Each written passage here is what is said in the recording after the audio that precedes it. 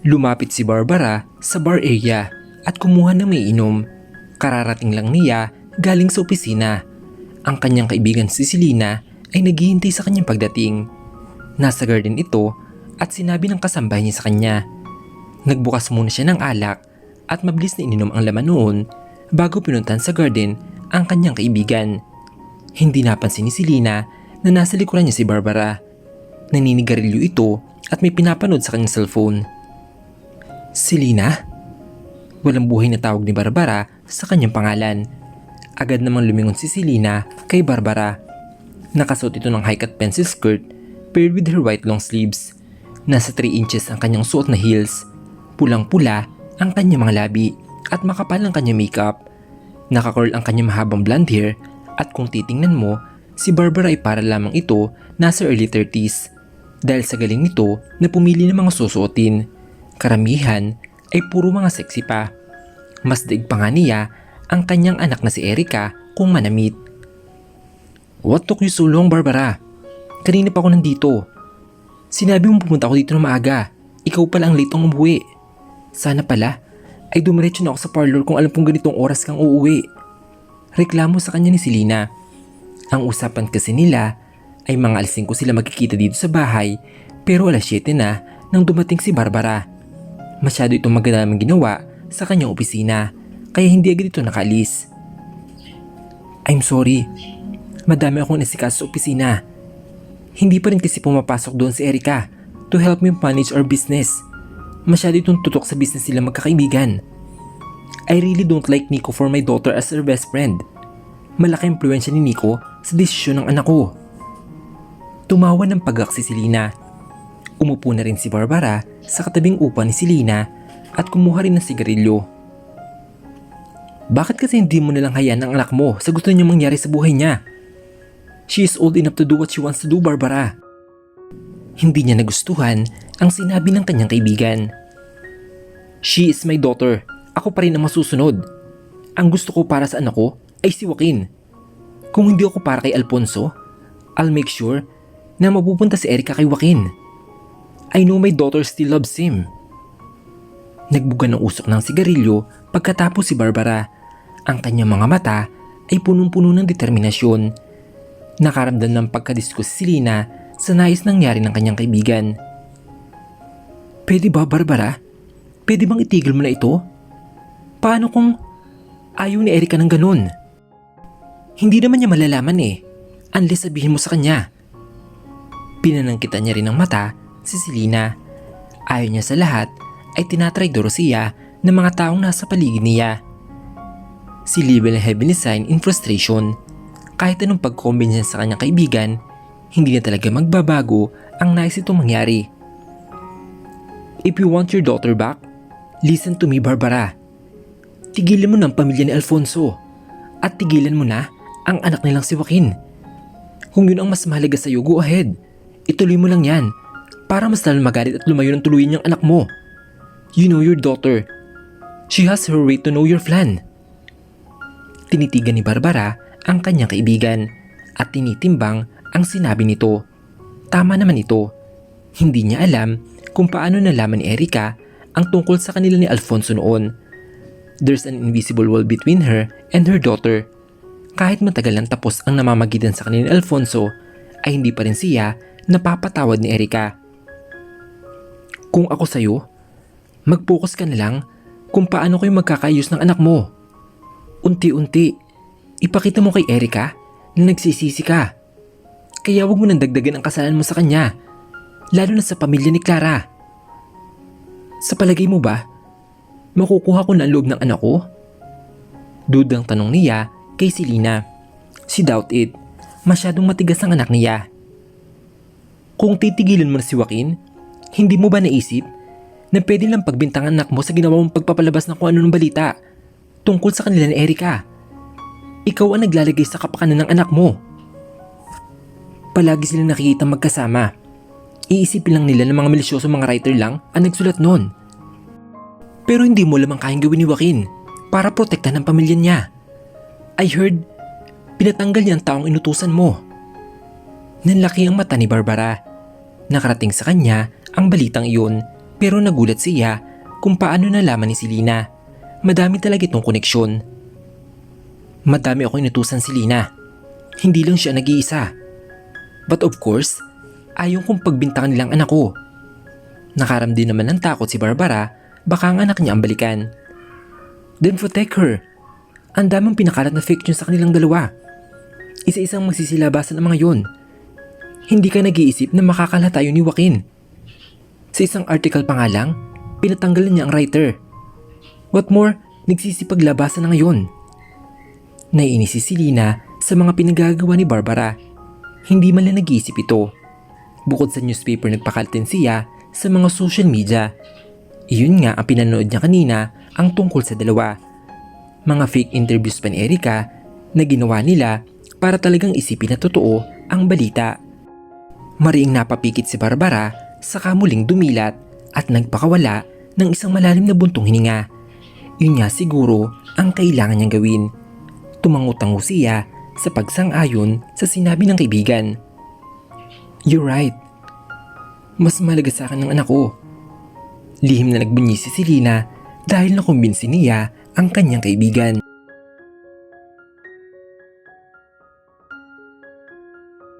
Pinuntahan ni Joaquin si Erica sa opisina. Pagpasok niya sa loob ay nakaupo ito sa swivel chair at nakapikit habang hinihilot ang sentido. Erica? Mahinang pagtawag ni Joaquin sa kaibigan para kuhanin ang kanyang atensyon. Agad na nagmulat ng mata si Erica nang marinig ang pagtawag ni Joaquin. Her face lightened up at ngumiti siya. Tumayo siya at lumapit kay Joaquin para sana umalik sa kanyang pisngi, pero hinawakan siya sa kamay ni Joaquin para patigilin sa naisa ng gawin. Her eyebrows furrowed. Hindi niya maintindihan kung bakit ang cold sa kanya ni Joaquin. Kilala mo ba ang tao nag-utos para magsulat ng mga malisyosong article tungkol sa ating dalawa? Dahan-dahan niyang hinila ang kamay na hawak ni Joaquin at napangiti ng pilit. Bumalik din siya sa kanyang kinuupuan. No, Joaquin. Wala akong Malakas ay binigsak ni Joaquin ang kanyang dalawang palad sa mesang sa harapan ni Erica. She was surprised by his reaction. At the same time, nakaramdam si Erica ng sobrang takot. Takot kung bakit ito galit sa kanya. Nabasa nga niya ang newspaper. Tulad ng pagkumpronta rin sa kanya ni Stella noong nakarang araw. Hindi siya pumasok kahapon dahil masama ang kanyang pakiramdam. Hindi pa rin sila nagkakausap ni Nico kaya hindi niya alam kung bakit nagagalit si Joaquin sa kanya ngayon. Bullshit, Erica. Kilala ni Tita Barbara ang taong iyon, pero ayaw magsalita kung sino nag-utos sa kanya. Obviously, alam nila kung anong nangyari sa amin ng asawa ko. I'm sure na gusto lang sirain ang pagsasama namin. His eyes is full of anger. Ibang-iba na si Joaquin ang nakikita ni Erica sa mga oras na iyon. Matagal na kami hindi nag-uusap ni Mommy, you know it. Simula nung umalis ako noon after we broke up. Bakit ka sumagot sa interview? What? She can't remember na nagpa-interview siya. Nagugulan siya sa di sinasabi ng binata. There's news article about us at nagsalita ka. Lahat ng sinabi mo itapos na yun, matagal na. Bakit hindi mo lang tinanggi lahat o tinama ang maling akala nila? Napalunok si Erica. Hindi niya talaga maintindihan ang sinasabi ni Joaquin sa kanya. Ano bang interview? May bago ba lumabas tungkol sa kanila? She has no idea. I don't know what you're talking about, Joaquin. Maniwala ka sa akin. Her eyes begin to cry at nanginginig ang boses niya. Nasasaktan rin siya sa binibintang ng binata sa kanya. Ikaw ba nagpadala noon ng mga pictures sa asawa ko para iwan niya ako noon? Mas lalong kumalabog ang dibdib niya sa narinig mula sa binata. Bakit siya pinagbibintangan nito? Wala siyang alam. Hindi. Hindi ko yun magagawa, Joaquin. Napatayo na rin si Erica. Nakipagsukatan siya ng titig sa binata. Those pictures were taken when we were in Japan. Lahat iyon, directly sent to my wife. Kaya siya umalis. Iniisip niyang may relasyon tayong dalawa. Wala akong maisip na may motibo na pwedeng gumawa nun. Lumapit si Erica kay Joaquin at sinampal ito. She can't believe it. Although sacrifice she did, ito ang gaganti sa kanya ni Joaquin. Yes, she loves him, but she will never gonna be like her mom. How could you think of me that way? After all I've done, ang lakas ng loob mong pagbintangan ako sa mga bagay na hindi ko ginawa. Hindi na napigilan ni Erica na mapayak ng tuluyan. Minahal kita, Joaquin. At mahal pa rin kita hanggang ngayon. Pero hindi ko magagawa ang mga bagay na yon. Pag-amin ni Erica, nagulat si Joaquin sa sinabi ni Erica. Kung mahal siya ni Erica, bakit siya nito iniwan noon? What did you say? I still love you, Joaquin. Muling pag-amin ni Erica. He take a step back away from her. No, you don't love me. You left me because you love yourself and your dreams. Mas pinili mong iwan ako kung anong meron tayo noon para sa pansarili mong pangarap. You know I want to build a family with you, right? But what did you do? You choose your dreams, you left me. May hinanakit ang boses ni Joaquin. He loved Erica before, pero mas mahal niya ang pamilya ngayon. I left because I love you, Joaquin. Umalis ako dahil ayaw kong masaktan ka. Muling lumapit sa kanya si Joaquin at hinawakan siya sa magkabilang braso. Ano bang sinasabi mo? Hindi nakapagsalita agad si Erica. Ayaw niyang magalit si Joaquin ng tuluyan sa kanya. What do you mean, Erica? Mas dinin pa ni Joaquin ang pagkakahawak sa kanyang braso kaya napasingap siya sa sakit. He is mad. Si Mommy, Joaquin. Siya ang mistress ni Tito Alfonso. And finally, she was able to see it. Hindi niya alam kung ano mangyayari pagkatapos niyang sabihin iyon.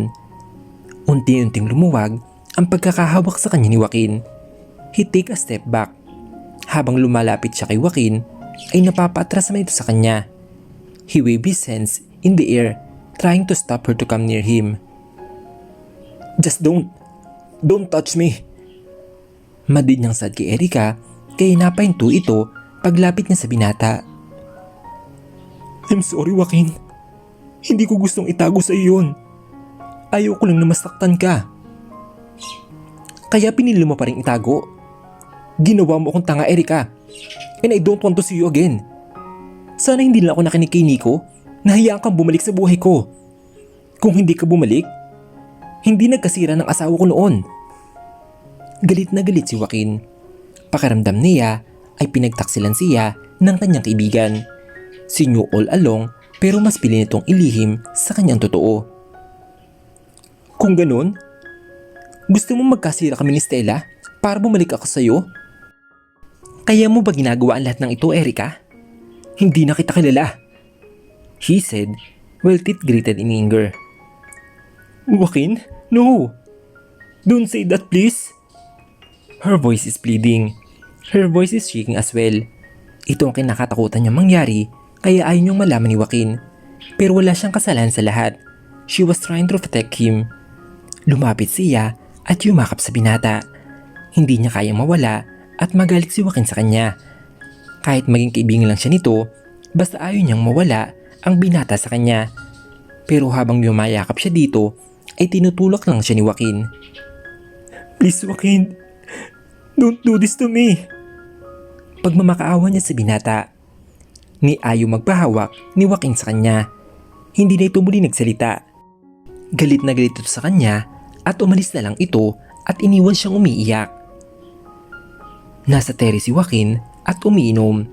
Pinunta niya ang kanyang kuya na si Aldrich. Sumunod din si Wax sa kanya. Oh, bakit ganyan ang mukha mo? May problema ba? Tumabi sa kanya si Aldrich at kumuha ng alak. Masyadong maaga pa para uminom. Puna nito sa kanya. He glanced at him before he drank his whiskey. Maaga siyang umalis sa opisina.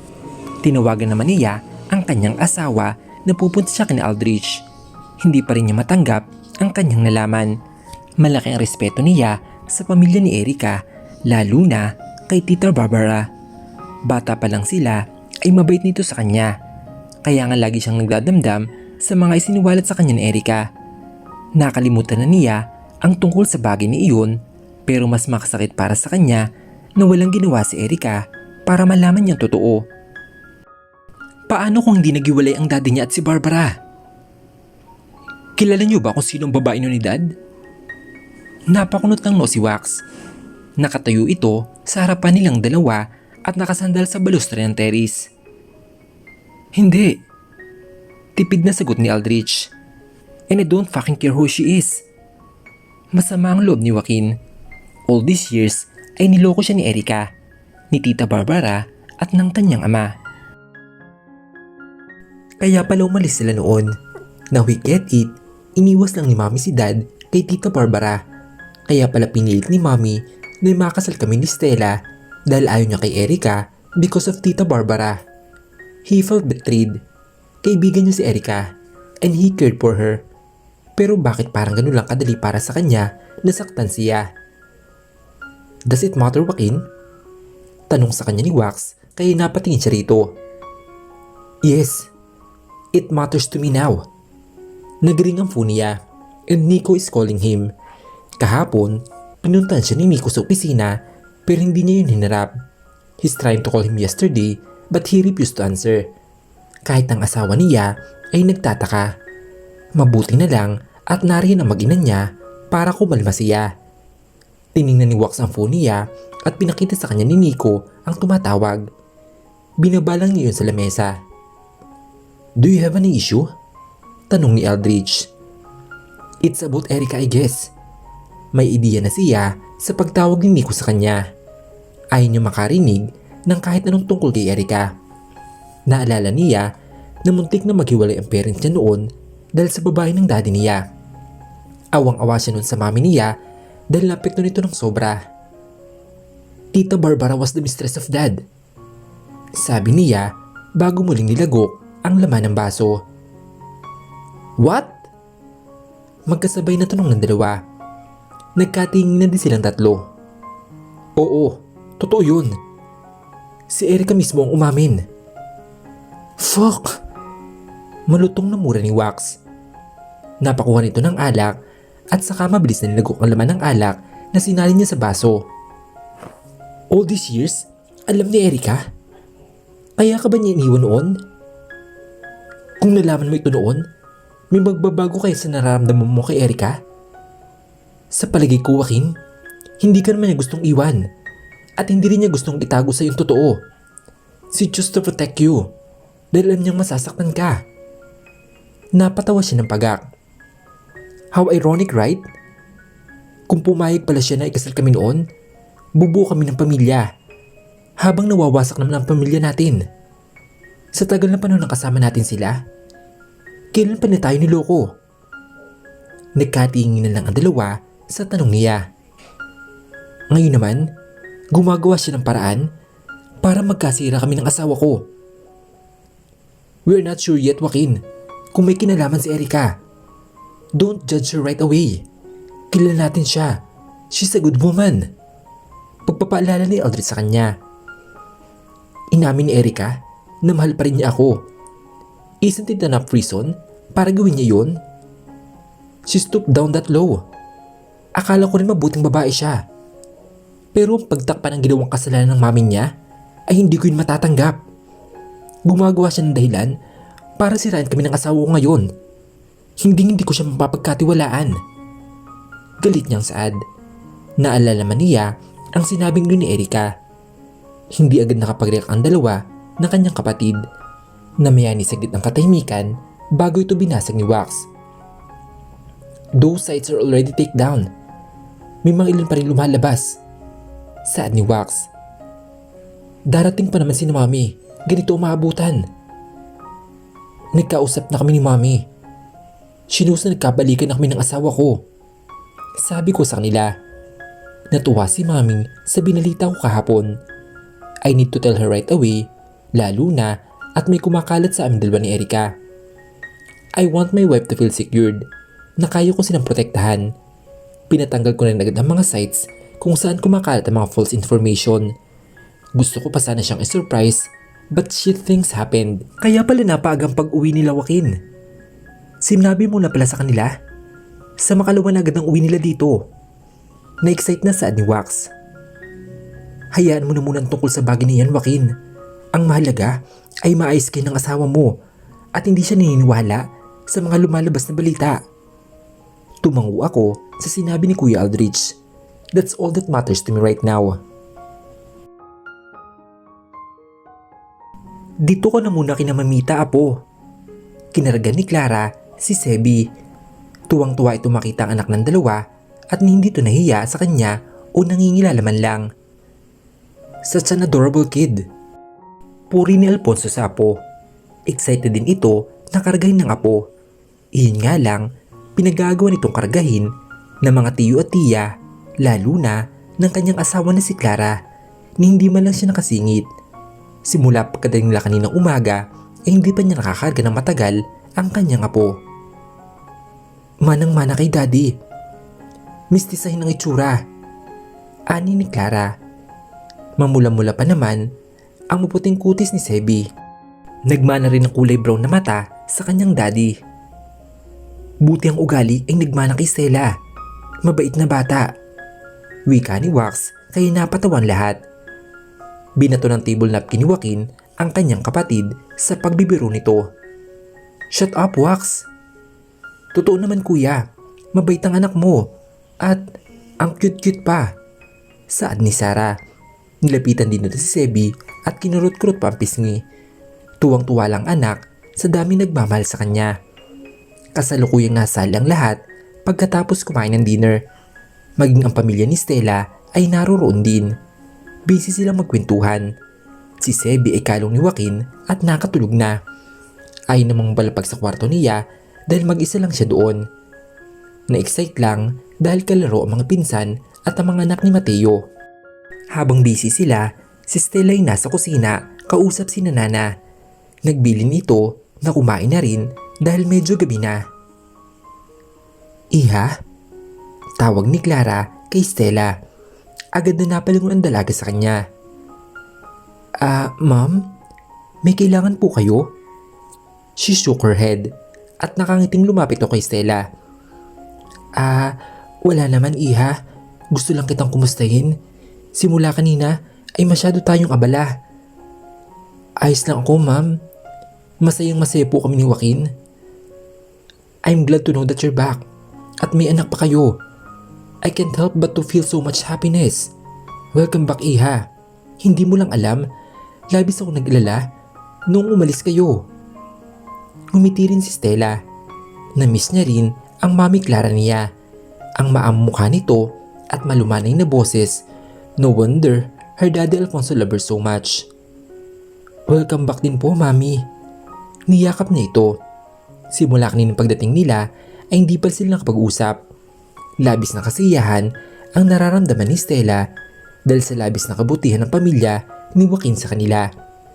Sa mga oras na iyon ay wala nang mahihiling pa si Stella. Alam niya na magiging maayos mga susunod na araw sa kanilang lahat. Samantala, hindi alintana ni Eric ang oras. Buong araw siya na nasa silid lamang. Umuwi rin siya sa bahay ng mami niya for the first time in the longest time. Kahapon pa siya nito kinakatok para kausapin pero ayaw niya. Ni hindi rin niya sinasagot ang mga tawag ni Nico. I know he's worried about her, but she is broken inside para magpaliwanag pa kay Nico tungkol sa nangyari. Erica? Erica? Her mom is outside her room right now at sinusubukan itong palabasin siya. Erica? Napatingin sa pintuan. It's Nico's voice. Maybe her mom tried to contact Nico for help. Naibagsak niya muli ang ulo sa unan. Narinig niya ang doorknob na ginagamitan ng susi. Nagtagumpay rin sila makapasok sa loob ng kwarto niya. Erica? Tinanggal ni Nico ang nakatakip na comforter sa mukha niya. She rolled on the other side of the bed. Ayaw niya na may kausap sa mga oras na iyon. Just leave. Utos niya rito. Tinakip niya muli ang comforter sa kanyang mukha. Get up, Erica. Look at yourself. Saad ni Nico. Tinanggal ni Nico ang comforter na nakabalot sa kanyang katawan at walang pasabing binuhat siya nito. Bagya pang nagulat si Nico nang mapansin na suot niya ang t-shirt nito. She's comfortable wearing Nico's t-shirt. Nagpupumigla si Erica. "Put me down, Nico." Sinusuntok-suntok niya ito pero hindi ito nagpatinag. "Nico, ano ba? I said put me down." Naiinis siya sa binata. Kung sakaling mahulog siya, ay wala siyang pakialam basta makawala siya rito. She doesn't know what comes to his mind. Dumiretso ito sa CR at basta lang siya nilagay sa bathtub at saka binuhusan ng faucet. She screamed in frustration. "Damn you, Nico! Just leave me alone!" She tried to stand up but Nico held her hand. Napupumuling siya sa bathtub. "Anak, calm down." Narinig niya na sad ng kanyang mami. Nasa likuran ito ni Nico. "Stop this nonsense, Erica." Mading wika ni Nico sa kanya. She break down. Pinagsusuntok lang niya ang dibdib ni Nico as if it will help to lessen the pain she's feeling right now. Hinayaan lang siya nito sa ginagawa. Hindi alintana ang mga suntok niya kung masakit ba. Matagal na panahon na minahal niya si Joaquin. She always there at his back. Kahit bilang kaibigan ay nariyan siya. Kaya masakit para sa kanya na galit ito sa kanya at pagbintangan siya sa mga bagay na hindi niya kayang gawin. He didn't trust her. He did not believe her. Niyakap siya ni Nico nang nahimasmasan na siya. "Umiyak ka lang, Erica. Ilabas mo ang lahat." Those words comforted her. Pero mas lalo siyang napaiyak. Umiyak sa dibdib nito habang inaalo siya ng binata. Pero si Barbara ay labis na sasaktan para sa kanyang anak. Nararamdaman niya ang sakit nang nararamdaman ito sa mga oras na iyon. Hindi niya nagugustuhan na nakikitang nawawasak ang kanyang anak. She needs to protect her daughter at all cost.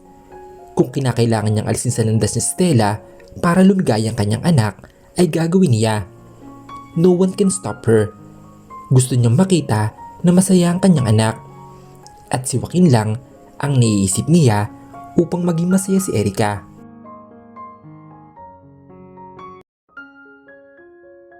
Nico walked at a furious speed towards Joaquin. Nakatayo si Joaquin at nakaharap sa glass wall. Kakababa lang niya ng tawag ng kanyang asawa. "Joaquin?" Before Joaquin could turn completely to his cousin, he quickly rushed at him with a punch to his face. He was almost knocked to his feet. He held his cracked lip because of Nico's punch. "What the fuck, Nico?" Galit na sigaw niya. "Gago ka, Joaquin. Bagay lang in sa'yo." Lumapit ito sa kanya at kunelyon siya. "Anong ginawa sa'yo ni Erica? Para saktan mo siya, ha?" Nag-aapoy sa galit ang mga mata ni Nico. His teeth gritted in anger too. Malayong malayo sa Nico na kalmado na kilala ni Joaquin. Minsan lang ito magalit si Nico at dahil yun kay Erica. He is too protective when it comes to his best friend. At gandun din naman si Joaquin para kay Stella. He did the same. He also grabbed Nico's collar and slammed him against the wall. Kung galit si Nico, ay mas galit din si Joaquin. Dahil deserve niya yon. Sinisira niyang pamilya ko. Tulad ng pagsira ni Tita Barbara sa pamilya namin noon. She's just like her mom. He can't contain his anger anymore. Nico dealt him again another punch. Because of the intensity of the strike, he slumped and sat on the floor. "Wala kang karapatan na pag-akusahan si Erica. Wala ka namang ebidensya, di ba? Kaibigan natin si Erica at tinulungan ka niya. Gago ka, Joaquin." Nanlaki ang mata ni Stella nang naabutan sa pagitan ni Nico. Agad daw umawat si Stella sa pagitan nila at dinuluhan siya. "Ano bang nangyayari dito? Bakit kayo nag-aaway dalawa?" Nagugulang tanong ni Stella. She immediately ran towards Joaquin at hinawakan nito ang putok na labi ng asawa bago nito muling hinarap si Nico. "Please, Nico, stop it!" Sigaw ni Stella sa takot na masaktan muli si Joaquin. "Iyang asawa mong pagsabihin mo, Stella. Wala siyang utang na loob kay Erica," Nico said to Stella. Binalik niya ang tingin kay Joaquin.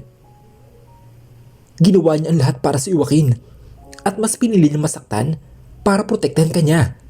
Dahil alam niyang masasaktan ka kapag nalaman mo ang totoo, ang tungkol kay Tito Alfonso at Tita Barbara. Naguguhan lalo si Stella. Tumayo si Joaquin habang pinupunasan nito ang labi. Stella followed him. Anong ibig sabihin mo, Nico? Kinakabahan na tanong ni Stella. Nagtaas baba ang dibdib nito at pinipigilan ang galit. Stella, si Eric ang tumulong sa tatay mo nang naoperan siya. Nagulat siya sa sinabi ni Nico. Hindi siya makapaniwala. Siya ang lumapit kay Mr. Lee para ibenta sa Joaquin ang kumpanya dahil alam niya na naroon ang asawa mo. Dugtong pa niya. Pares na nagulat sina Stella at Joaquin sa kanilang nalaman. Anong ibig mong sabihin, Nico? You heard it right, Stella.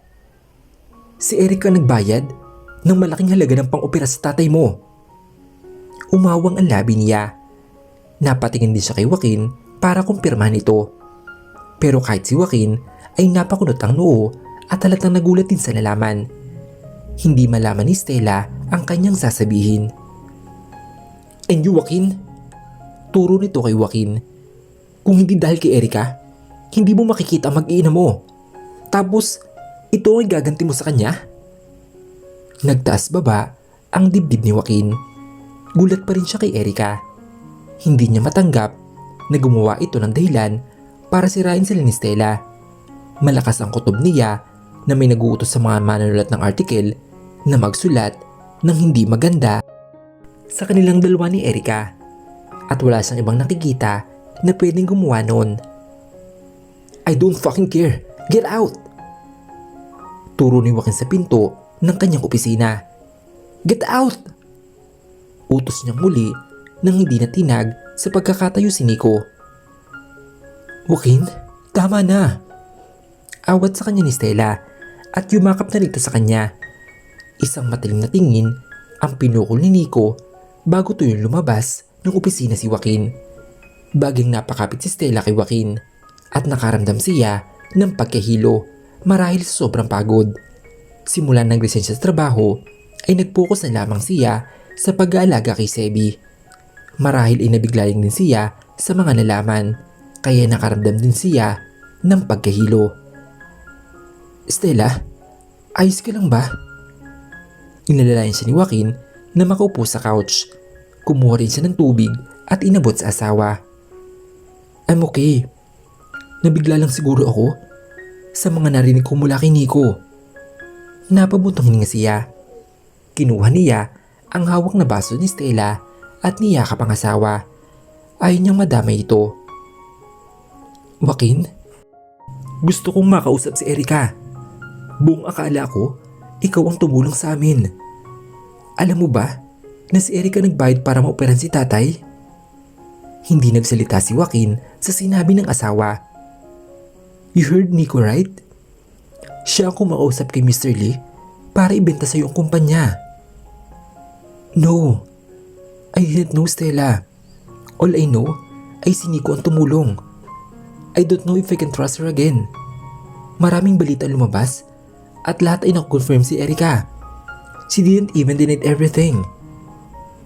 He didn't trust Erica anymore. Baka isa lamang ito sa plano niya para makuha ang kanyang loob. Alam nito na nagsiselo si Stella sa kanya kaya iniisip niyang ginagamit nito ang kahinaan ng asawa para magalit ito sa kanya.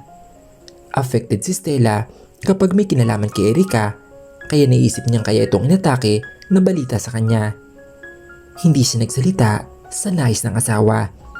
Narinig na kumatok si Johnson sa glass door. Nilungo niya at tinanguhan upang pumasok. Sir? Inabot nito ang isang folder. Sinulyapan din nito si Stella. Alam niyang confidential ito base sa tingin ni Johnson. Cancel all my appointments today, Johnson. Reschedule it tomorrow. Utos niya sa sekretary bago inabot ang folder na binibigay ng kanyang sekretary. Sir Joaquin? You need to see this immediately. Binuklat agad yun ni Joaquin. He clenched his fist. Nasundan iyon ng tingin ni Stella. Galit ang kanyang asawa. Natatakot siya sa nangyayari. May kinalaban ba ito kanina sa pag-aaway ng dalawa? Kailan pa to? Sinong gumawa nito? Kahapon lang yan, sir. And this morning, nag-back out ang isa sa mga investors, si Mr. Pimentel. Mas lalong pupuyos ang kalooban ni Joaquin sa narinig. Madami nag-cancel ang mga clients nila dahil sa balita na pagtataksil ni Joaquin. May lumabas na rin kasing balita na kasal na siya at si Erica ay mistress niya. Karamihan pa naman sa mga client nila ay bayang pinapatayo at iyong mga balita nagkalat ang nagpapasira sa kanilang kumpanya ngayon. He needs his brother's help again. Kung patuloy na may lalabas na balita sa kanila, ay mas masisira lalo ang reputasyon ng kumpanya niya. He promised Mr. Lee that he'll take good care of his company. Ayaw niyang masira ang tiwala na binigay sa kanya. Dahil sa kanya, kaya nakasama niya kanya mag-inang muli. Madami ring umaasa sa kumpanya kaya hindi niya hahayaan na masira lamang ito ng maling balita na pinupukol sa kanya. Joaquin? Tumingin siya sa kanyang asawa. Namumutla ang kanyang asawa at kailangan niya nihatid muna ito sa bahay. Mas mahalaga ang kalusugan nito. Kakausapin niya ang kanyang kuya Aldred at si Wax. Kailangan niya rin kausapin ang daddy niya. Send me detail of this. At alamin mo rin kung saan kumpanya sila lumipat. Copy, sir. Bumaling ito kay Stella. Magpagaling po kayo, Ma'am Stella. Saad ni Johnson bago tuloy lumabas ng opisina. Wife, let's go. Umuwi na tayo. Inilalayan niyang kanyang asawa palabas ng opisina.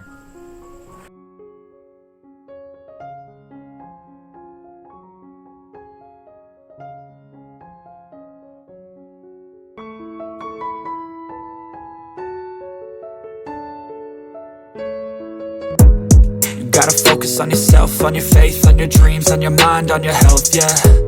You gotta work, never tell, keep your head down, find what you love and excel, yeah. Push and pull and repel any hate, go create what you want, feel compelled, yeah. And once you finally get a taste of the race, you'll never look back once you felt that. Don't let somebody take your time and your worth, just focus on yourself first. Don't let somebody take your time and your worth, just focus on yourself first. Don't let somebody take your time and your worth, just focus on yourself first. Don't let somebody take your time and your worth, just focus on yourself first.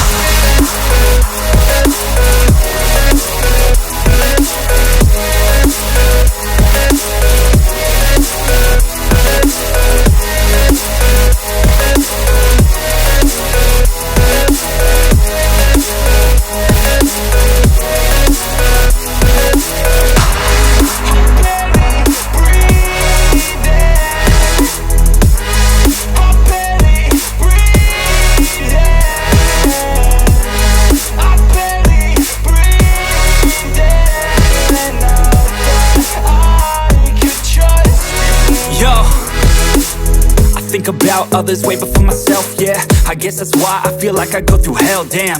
Wasting time on your dreams instead of mine, yeah. About to turn this franchise around on a dime, man. It's all about finding your right state of mind. It's all about turning the worst into fine. It's all about time and the work and the climb. From the thirst we will rise, I'm immersed in this life. Don't let somebody take your time and your worth, just focus on yourself first.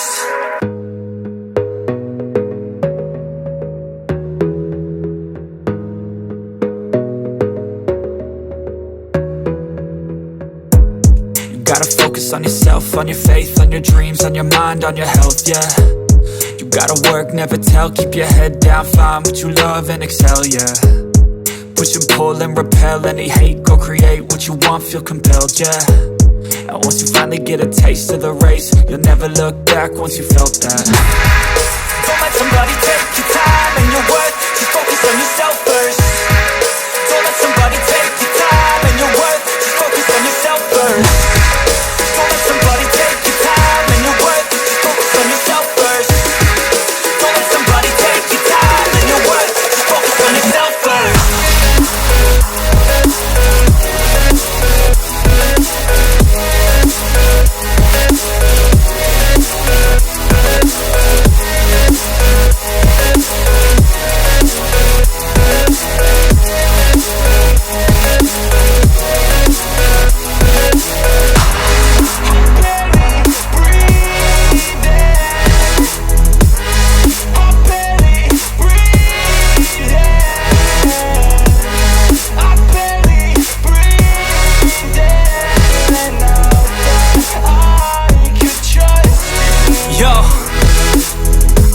about others way before myself, yeah. I guess that's why I feel like I go through hell, damn. Wasting time on your dreams instead of mine, yeah. About to turn this franchise around on a dime, man. It's all about finding your right state of mind. It's all about turning the worst into fine. It's all about time and the work and the climb. From the thirst we will rise, I'm immersed in this life. Don't let somebody take your time and your worth. Just focus on yourself first. Don't let somebody take your time and your worth. Just focus on yourself first. Don't let somebody take your time and your worth.